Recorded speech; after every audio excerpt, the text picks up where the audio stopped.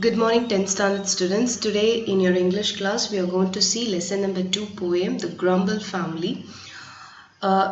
This poem is written by Lucy Maud Montgomery. She is the author of this poem. The Grumble Family, இதோட meaning என்ன? Grumble அப்படின்னா என்னன்னா complaining about every thing. அதாவது எதுலையுமே வந்து ஒரு சந்தோஷப்படாம எல்லாத்த பத்தியும் கம்ப்ளைண்ட் பண்ணிட்டே இருக்கிறது தான் கிரம்பிள்.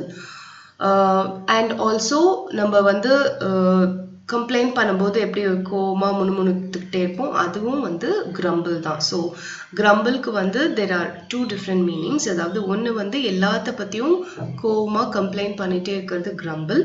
இன்னொன்று வந்து the sound, how in a complaining way how we speak. தமிழில் வந்து முணுமுணுக்கிறதுன்னு சொல்லுவோம், அதுதான் வந்து கிரம்பிள். ஸோ த கிரம்பிள் ஃபேமிலினா அவங்க எல்லாருக்குமே தெரியும், குடும்பம். ஸோ எல்லாத்த பற்றியும் கம்ப்ளைண்ட் பண்ணிட்டு இருக்கிற ஒரு குடும்பத்தை பற்றின போயம் தான் இது. The poet gives a vivid picture of neighborhood scenes. Read to know how we should mend our ways. So இதில் என்ன சொல்லியிருக்காங்கன்னா, இந்த போயமில் வந்து நெய்பர்ஹுட்னா பக்கத்தில், நம்ம பக்கத்தில் இருக்கிற பக்கத்து வீட்டில் ஒரு பக்கத்தில் இருக்கிற நம்ம ஸ்ட்ரீட்டில் பக்கத்தில் இருக்கிற இடத்துல என்ன சீன்ஸ் நடக்குதோ அதை பற்றின ஒரு விவிட்னா லைவ் பிக்சர் அதை வந்து கொடுத்துருக்காங்க. ஸோ இந்த போயம் நீங்கள் படித்து பார்த்தீங்கன்னா நம்ம எப்படியெல்லாம் பிஹேவ் பண்ணிகிட்ருக்கோமோ அதை வந்து அதெல்லாம் எப்படி கரெக்ட் பண்ணிக்கலாம் அப்படின்றத நம்ம தெரிஞ்சுக்கலாம். இது போயம்குள்ளே நம்ம போக போக உங்களுக்கே வந்து புரியும். So let's get into the poem. Please take down a pencil and a reader, your English reader, because I'm going to explain this poem line by line so that you can note down.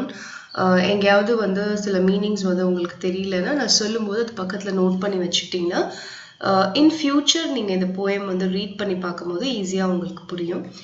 So please take your English reader and go to this poem page and then take a pencil with you. Now let's start with the poem. There is a family nobody likes to meet. They live, it is said, on complaining street. In the city of never are satisfied, the river of discontent beside. So, there is a family nobody likes to meet. So, ஒரு family இருக்காங்க, அந்த ஃபேமிலியை வந்து யாருமே meet பண்ணுறதுக்கு யாருக்குமே பிடிக்காது. They live, it is said, on complaining street. அவங்க எங்கே வசிக்கிறாங்கன்னு பார்த்தீங்கன்னா complaining street, அந்த ஸ்ட்ரீட்டுக்கு பேரே complaining street, அந்த ஸ்ட்ரீட்டில் தான் அவங்க வசிக்கிறாங்க. In the city of never are satisfied. எந்த சிட்டிலனா never are satisfied. never are satisfiedனா எப்போதுமே எதிலையுமே திருப்தி அடையாத ஒரு சிட்டியில் அவங்க இருக்காங்க. The river of discontent beside. அதாவது டிஸ்கண்டென்ட் அப்படின்னா டிஸாட்டிஸ்ஃபைடு, அதாவது எதுலேயுமே வந்து ஒரு நிம்மதி அவங்களுக்கு இருக்காது. ஸோ அந்த மாதிரி ஒரு ரிவருக்கு பின்புறமாக அவங்க வசிக்கிறாங்க. இதுதான் இந்த ஃபர்ஸ்ட் ஸ்டான்ஸாவோட meaning. There is a family nobody likes to meet. They live, it is said, on complaining street. In the city of never are satisfied, river of discontent beside. They growl at that and they growl at this.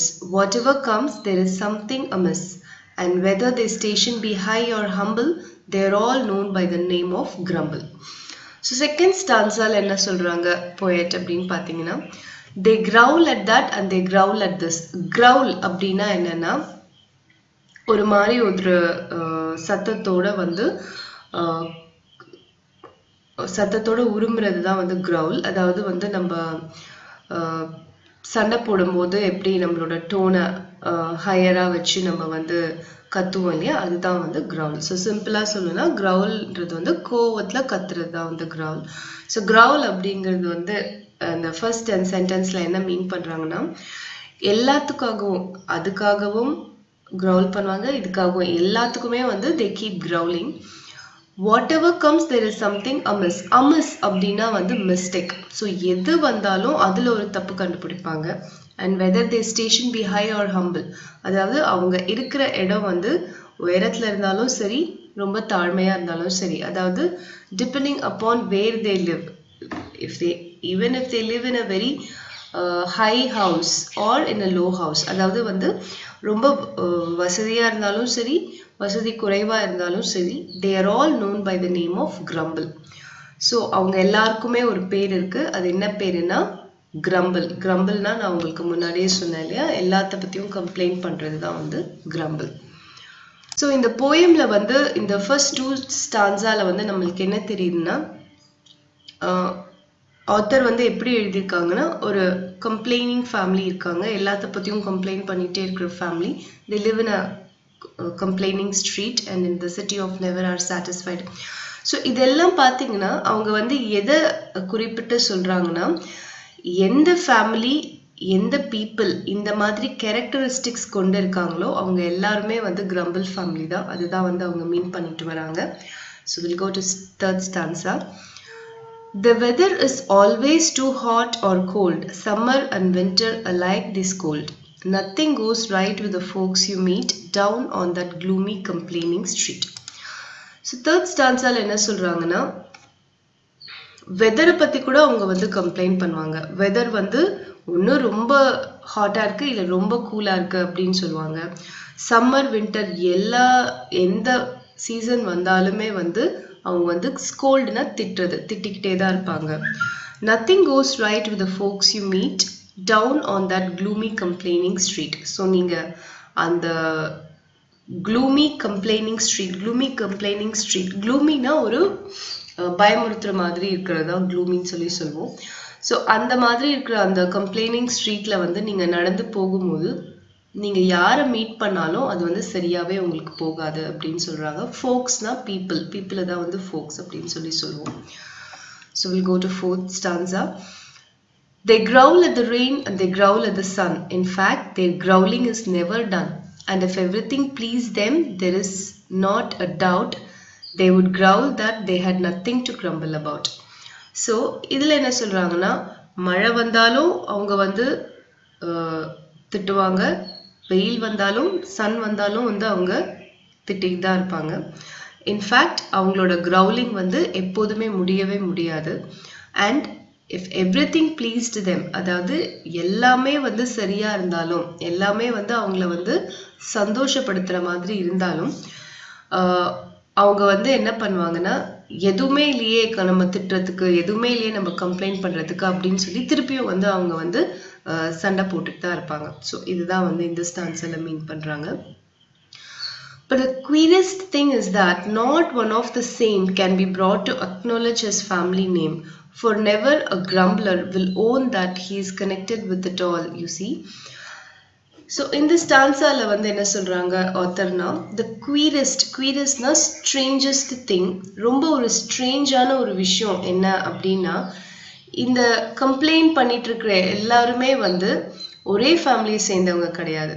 So நான் முன்னாடியே சொன்ன மாதிரி இந்த மாதிரி characters யார்கிட்டலாம் இருக்கோ அவங்க எல்லாருமே crumble ஃபேமிலியில் வராங்க. அதுதான் இந்த ஸ்டான்ஸால வந்து ஆத்தர் வந்து சொல்றாங்க. தி ஸ்ட்ரேஞ்சஸ்ட் திங் என்னன்னா, இந்த மாதிரி கம்ப்ளைண்ட் எல்லாத்துக்கும் சண்டை போட்டுக்கிட்டு எல்லாத்துக்கும் கம்ப்ளைண்ட் பண்ணிட்டு எதுக்குமே திருப்தி இல்லாமல் இருக்கிற எல்லாருமே வந்து ஒரே ஃபேமிலியை சேர்ந்தவங்க கிடையாது. அவங்க வந்து ஒரே ஃபேமிலி நேமை வந்து சொல்லவும் மாட்டாங்க.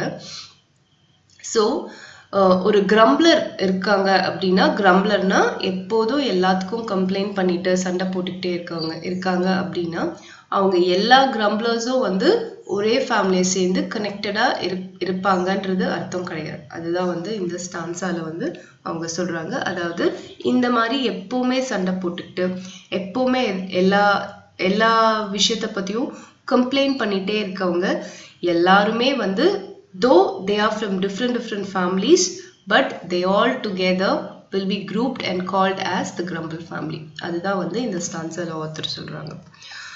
நெக்ஸ்ட் ஸ்டான்ஸா பாருங்க.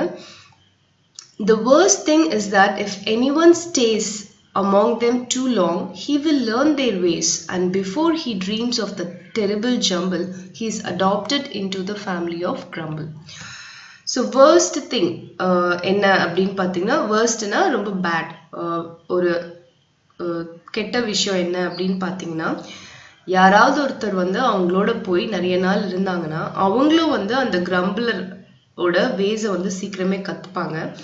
And before he dreams of the terrible jumble, terrible jumble அப்படின்னா, ஜம்பிள் அப்படின்றது என்னன்னா, இப்போ நம்ம வீட்டில் வந்து எல்லாத்தையும் வந்து குப்பைமேடு மாதிரி போட்டு வச்சுருந்தோம்னா எப்படி இருக்கும்? எதுவுமே அங்கங்கே அழகாக அடுக்கி வைக்காம ஃபுல்லாக பைலப் பண்ணி ரொம்ப ஷாபியாக இருந்ததுன்னா அதுதான் வந்து டெரிபிள் ஜம்பிள்.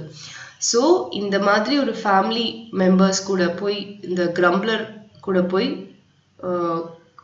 கூட போய் வாழ்றது ஆர் அவங்க கூட ஸ்டே பண்ணுறது அப்படின்றது வந்து இந்த மாதிரி ஒரு டெரிபிள் ஜம்பிளில் இருக்கிறதுக்கு நம்ம வந்து ட்ரீம் பண்ணுற மாதிரி ஆகும். அதை பற்றி ட்ரீம் பண்ணுறதுக்கு முன்னாடியே வந்து நீங்கள் அவங்களோட போய் இருக்க ஆரம்பிச்சிங்கனாவே நீங்களும் வந்து அந்த ஃபேமிலிக்குள்ளே உங்களை அடாப்ட் பண்ணிக்கிட்ட மாதிரி தான் அர்த்தம். ஐ மீன் உங்களை அடாப்டட்னா அக்செப்ட் பண்ணிக்கிட்ட மாதிரி தான் அர்த்தம் ஆகும். Next answer பாருங்க. And so it were wisest to keep our feet from wandering into complaining street and never to growl whatever we do lest we be mistaken for grumblers too. So அதனால என்ன சொல்றாங்க author அப்படின்னா, it were wisestனா அறிவுள்ள விஷயம் என்னன்னு பார்த்தீங்கன்னா, அந்த complaining ஸ்ட்ரீட்டுக்குள்ளே போய் நம்ம வந்து வாண்டரிங்னா சுற்றி திரியறது. ஸோ அந்த கம்ப்ளைனிங் ஸ்ட்ரீட்டுக்குள்ளே நம்ம உள்ளே போயிட்டு அந்த கம்ப்ளைனிங் ஸ்ட்ரீட்குள்ளே உள்ளே போகிறது தவிர்த்து நம்ம வந்து அங்கேருந்து வெளியே இருந்தோம்னா அதுதான் வந்து அறிவுபூர்வமான விஷயம். அண்ட் எதை பற்றியும் வந்து கிரவுல் பண்ணக்கூடாது, அதாவது சண்டை போடக்கூடாது. நம்ம என்ன செய்தாலும் நம்ம வந்து இந்த மாதிரி சத்தம் போட்டு சண்டை போடக்கூடாது. அப்படி பண்ணோம்னா we be mistaken for grumblers too. நம்மளையும் வந்து grumblers-ன்னு சொல்லி எல்லாரும் நினைச்சுப்பாங்க. Last answer. Let us learn to walk with a smile and a song, no matter if things do sometimes go wrong. And then be our station high or humble, will never belong to the family of grumble. So last answerல poet என்ன சொல்றாங்கன்னு பார்த்தீங்கன்னா, let us learn to walk with a smile and a song. அதாவது நம்ம வந்து ஒரு புன்னகையோடையும் ஒரு song ஓடையும் எப்போதுமே வந்து நம்ம நடந்து போக கற்றுக்கலாம். எந்த விஷயம் தப்பாக போனாலும், எந்த விஷயம் வந்து சரியாக நம்மளுக்கு நடக்கலைனாலும் நம்ம வந்து எப்போதுமே அதை பற்றி கம்ப்ளைண்ட் பண்ணாமல், திட்டாமல், சண்டை போடாமல் ஒரு முகத்தில் ஒரு புன்னகையோடவும் ஒரு சந்தோஷமான ஒரு பாட்டை நம்ம மனசில் நினச்சிக்கிட்டே நம்ம வந்து எப்படி நம்ம வாழ்க்கையை கடந்து போகிறது அப்படின்றத கற்றுக்கலாம் அப்படின்றாங்க. And then be a station high or humble will never belong to the family of grumble. So நம்ம இருக்கிற இடம், ஸ்டேஷன்னா இருக்கிற இடம். ஸோ நம்மளோட இருக்கிற இடம் வந்து ஹையாக இருந்தாலும் சரி, ஹம்பிள்னா ரொம்ப லோவாக இருந்தாலும் சரி, நம்ம வந்து எப்போதுமே அந்த ஃபேமிலி ஆஃப் கிரம்பிள்குள்ளே போய் சேர மாட்டோம் அப்படின்னு சொல்கிறாங்க. ஸோ ஸ்டூடெண்ட்ஸ், இந்த போயம் வந்து எதை பற்றி இருக்குது அப்படின்னு கேட்டிங்கன்னா, நம்மளோட வாழ்க்கையில் நடக்கிற விஷயங்கள், நிறைய விஷயங்கள் நம்மளோட டே டு டே லைஃப்பில் நடந்துட்டுருக்கு. அது எல்லாத்த பற்றியும் நம்ம வந்து சண்டை போட்டுக்கிட்டு, கம்ப்ளைண்ட் பண்ணிக்கிட்டு, முணுமுணுத்துக்கிட்டு, சத்தம் போட்டுக்கிட்டு இருந்தோம்னா நம்ம வாழ்க்கையில் நடக்கிற எல்லா விஷயத்துக்கும் நம்ம வந்து சண்டை போட்டுக்கிட்டே தான் இருக்கணும். எதை பற்றியுமே நம்ம திருப்தி அடைய மாட்டோம். மழை வந்தாலும் சண்டை போடுவோம், வெயில் அடித்தாலும் சண்டை போடுவோம். ஸோ வாட் எவர் ஹேப்பன்ஸ், எதுவுமே இல்லைனாலும் எதுவுமே இல்லையேன்னு சொல்லி சண்டை போடுவோம். அந்த மாதிரி நம்ம வந்து அது வந்து நம்மளோட ஒரு ஹேபிட் ஆகிடும். ஸோ இந்த மாதிரி வந்து நம்மளோட லைஃப் இருக்கக்கூடாது. நம்ம வந்து எப்போதுமே எது நடந்தாலும் அதை வந்து ஒரு ஸ்போர்ட்டிவாக எடுக்கணும். ஒரு சந்தோஷமாக நம்மளோட லைஃப்பில் வந்து ஓகே இது நடக்குதா, இட்ஸ் ஓகே, அதை எப்படி ஹேண்டில் பண்ணுறது அப்படின்ற அந்த வழிமுறைகளை நம்ம கற்றுக்கிட்டு எப்போதுமே முகத்தில் ஒரு புன்னகையோட நம்ம மனசை சந்தோஷமாக வச்சுக்கிட்டோம்னா டெஃபினட்டாக நம்ம அந்த ஃபேமிலி ஆஃப் கிரம்பிள்குள்ளே போய் சேர மாட்டோம். ஸோ இது வந்து என்னன்னா, it is not that there is actually a family, ஒரு ஃபேமிலி கிரம்பிள் அப்படின்ற ஒரு ஃபேமிலி இருக்காங்க, அந்த ஃபேமிலியை பற்றின போயம் இது கிடையாது. ஆத்தர் வந்து அந்த மாதிரி சொல்லி யாரெல்லாம் வந்து கம்ப்ளைண்ட் பண்ணுறாங்க, யாரெல்லாம் எப்போதுமே சண்டை போட்டுகிட்டே இருக்காங்க, யாரெல்லாம் எதுக்குமே திருப்தி அடையாமல் கத்திக்கிட்டே இருக்காங்களோ அவங்க எல்லாருமே வந்து கிரம்பிள் ஃபேமிலி தான். ஸோ நீங்கள் வந்து யாரெல்லாம் அப்படி மீட் பண்ணுறீங்களோ அவங்க எல்லாருமே வந்து they belong to a family, though they don't belong to a family. அதாவது அவங்கெல்லாம் ஒரே ஃபேமிலிக்குள்ளே இருக்கிற மெம்பர்ஸாக இருக்க மாட்டாங்க. பட் டிஃப்ரெண்ட் ஃபேமிலியில் இருந்தாலும் யாரெல்லாம் இந்த மாதிரியான கேரக்டர் வச்சுருக்காங்களோ அவங்க எல்லாருமே they are grouped and called as family of grumble. So நீங்கள் வந்து டெஃபினட்டாக இந்த ஃபேமிலி ஆஃப் கிரம்பிள்குள்ளே போகாமல் உங்களோட லைஃப்பை வந்து எப்போதுமே சந்தோஷமாக ஒரு ஸ்மைலோட வச்சுக்கிட்டு போனீங்கன்னா உங்களோட லைஃப் வந்து ரொம்பவே நல்லாயிருக்கும் அப்படின்றது தான் இந்த ஆத்தர் சொல்கிறாங்க. ஸோ நான் ஒரு தடவை இந்த போயமை வந்து I will read this poem fully for you. So நல்லா நோட் டவுன் பண்ணிக்கோங்க. அண்ட் தென் நீங்கள் வந்து ஒரு தடவை இதை வந்து ரீட் பண்ணி பாருங்கள். உங்களால் எல்லா வேர்ட்ஸும் வந்து ப்ரொனவுன்ஸ் பண்ணி அழகாக படிக்க முடியுதா அப்படின்னு பாருங்கள். அண்ட் இந்த போயமில் வந்து நிறைய ஃபிகர்ஸ் ஆஃப் ஸ்பீச் யூஸ் பண்ணியிருக்காங்க, ரைமிங் வேர்ட்ஸ் யூஸ் பண்ணியிருக்காங்க, அலிட்ரேஷன் யூஸ் பண்ணியிருக்காங்க. நம்ம இதெல்லாமே முன்னாடி லெசன்ஸில் படிச்சிருக்கோம். Rhyming words, rhyme scheme, alliteration, இது எல்லாமே பர்சனிஃபிகேஷன், இது எல்லாமே நம்ம படிச்சிருக்கோம். ஸோ அந்த மாதிரி இதில் வந்து என்ன மாதிரியான figures of speech, literary device use பண்ணியிருக்காங்க அப்படின்றதையும் நோட் பண்ணிக்கிட்டே வாங்க. The Grumble family. There is a family nobody likes to meet. They live, it is said, on Complaining Street. In the city of never are satisfied, the river of discontent beside. They growl at that and they growl at this. Whatever comes, there is something amiss. And whether their station be high or humble, they are all known by the name of Grumble. The weather is always too hot or cold. Summer and winter alike they scold. Nothing goes right with the folks you meet down on that gloomy complaining street. They growl at the rain and they growl at the sun. In fact, their growling is never done. And if everything pleased them, there is not a doubt they would growl that they had nothing to grumble about. But the queerest thing is that not one of the same can be brought to acknowledge his family name, for never a grumbler will own that he is connected with it at all, you see. The worst thing is that if anyone stays among them too long, he will learn their ways, and before he dreams of the terrible jumble, he is adopted into the family of Grumble. And so it were wisest to keep our feet from wandering into Complaining Street, and never to growl whatever we do, lest we be mistaken for grumblers too. Let us learn to walk with a smile and a song, no matter if things do sometimes go wrong. And then, be our station high or humble, will never belong to the family of Grumble. So very nice poem. You also read and see this poem. Now let's see about the author. L.M. Montgomery, 1874 to 1942, was a Canadian author best known for a series of novels beginning in 1908 with Anne of Green Gables. Montgomery went on to publish 20 novels as well as 530 short stories, 500 poems and 30 essays. A prolific writer, Montgomery published over 100 stories between 1897 and 1907. Montgomery's work, diaries and letters have been read and studied by scholars and readers worldwide. So இவங்க வந்து ஒரு Canadian author. நிறைய novels, short stories, poems, essays எல்லாம் எழுதியிருக்காங்க. 1908 ஒரு நாவல் series வந்து வெளியே வந்தது, ஆன் ஆஃப் கிரீன் கேபிள்ஸ். அது வந்து ரொம்ப ரொம்ப ஃபேமஸ்.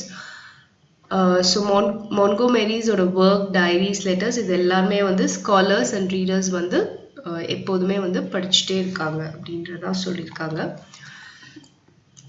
நெக்ஸ்ட் வந்து இந்த லெசன்ல இருக்க க்ளாசரி வந்து you have to completely study. Glossary வந்து கம்ப்ளீட்டாக நீங்கள் படிக்கணும். பிகாஸ் உங்களோட எக்ஸாம்ஸில் வந்து சினோனிம்ஸ், ஆன்டோனிம்ஸ் பேஸ் பண்ணுற கொஷின்ஸ் வந்து கண்டிப்பாக வரும். ஸோ இந்த க்ளாசரி நீங்கள் கண்டிப்பாக படிச்சிங்கன்னா it will be helpful for you to score marks from that. கண்டிப்பாக இந்த க்ளாசரி கம்ப்ளீட்டாக படிச்சுட்டு உங்களோட கிளாஸ் ஒர்க் நோட் புக்கில் எழுதிக்கோங்க. நெக்ஸ்ட் ஏ எக்ஸசைஸ் பாருங்கள். Read the following lines from the poem and answer the questions given below. So யூஸ்வலாக நம்மளோட போயம்லேருந்து ஒரு 2 lines or 3 lines 4 lines எடுத்து கொடுத்துட்டு அதுலேருந்து கொஷின்ஸ் கேட்பாங்க. அதே மாதிரி தான் இதுவும் கேட்டிருக்காங்க. ஸோ நீங்கள் ட்ரை பண்ணுங்கள். It's very easy. நான் உங்களுக்கு ஒரு ஸ்டான்ஸாவாக எக்ஸ்பிளைன் பண்ணியிருக்கேன். அதுலேருந்து நீங்கள் எப்படி உங்களுக்கு புரிஞ்சிருக்கும். ஸோ அந்த கொஷின்ஸ் எல்லாம் நீங்கள் வந்து எப்படி ஆன்சர் பண்ணுறதுன்றதை பார்க்கலாம். ஒரு எக்ஸாம்பிள் நான் உங்களுக்கு பண்ணுறேன். There is a family nobody likes to meet. They live, it is said, on Complaining Street. Where does the family live? அப்படின்னு கேட்குறாங்க first question. So we all know the family lives on Complaining Street. அந்த மாதிரி எழுதணும். Why do you think the street is named as Complaining Street? எதனால அந்த street பேர் complaining street அப்படின்னு கொடுத்துருக்காங்க அப்படின்னா, because people who live in that street always keep complaining about something அப்படின்றதா அதோட answer. So you also try அப்படி இல்லைனா take help from guide and study this because இது வந்து ரொம்ப easiest way to score marks in your exam. போயமோட லைன்ஸ்லேருந்து questions answer பண்ணுறது it's very easy also. So மறக்காமல் இதை படிச்சிடுங்க. Next வந்து Bல வந்து உங்களுக்கு paragraph questions கொடுத்திருக்காங்க. இதுவும் வந்து take help from a guide and read these paragraph questions. Next வந்து we'll see literary devices.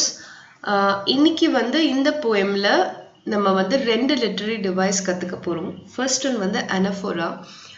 Anaphora அப்படிங்கிறது என்னன்னா it is a technique where several phrases begin with the same word. அதாவது ஒரு poemல வந்து ஸ்டான்ஸால இருக்கிற லைன்ஸ் தான் வந்து வேர்சஸ் அப்படின்னு சொல்லுவோம். அதாவது ஒரு பேராகிராஃபா கொடுத்துருக்காங்க இல்லையா, அது வந்து ஸ்டான்ஸா.